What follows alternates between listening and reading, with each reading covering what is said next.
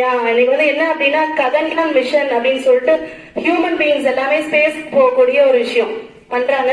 அதுல வந்து first time human beings போறது கிடையாது. எப்பயுமே ஒரு சோதனைக்காக ஏதாவது கிரியேச்சர்ஸ் அனுப்புவாங்க இல்லையா? அந்த வகையில இந்த டைம் என்ன அனுப்புறாங்க ககன்யான் மிஷன்ல அப்படின்னா ஃபிளைஸ், ஃப்ரூட் ஃபிளைஸ், பழ ஈக்களை வந்து அனுப்புறாங்க.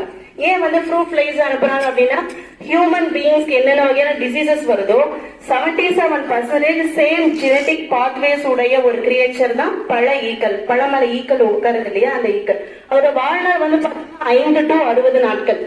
சோ இதை நம்ம யூஸ் பண்ணா கரெக்டா இருக்கும்னு சொல்லிட்டு ககன்யான் மிஷன்ல முதல் முறையா பழ ஈக்களை வந்து அனுப்ப போறாங்க. சோ அதுதான் இன்னைக்கு வந்து ஹாட் நியூஸே வந்து அதுதான், ரொம்ப ட்ரெண்டிங் நியூஸ் அதான் சொல்லுவாங்கன்னு சொல்லிட்டு எக்ஸ்பெக்ட் பண்ணேன்.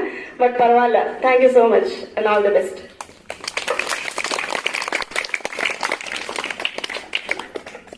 இப்ப கேட்டிருக்கீங்க நம்ம பள்ளியோட என்சைக்ளோபீடியா மேடம் சொல்லுவாங்க, இவங்கெல்லாம் இங்க இருக்க வேண்டியவங்களே இல்ல, எங்கேயோ இருக்கணும் அப்படின்னு சொல்லி.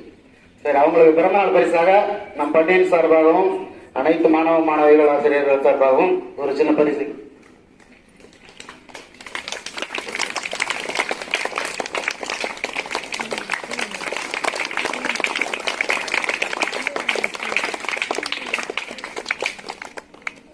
அடுத்து தேசியம்.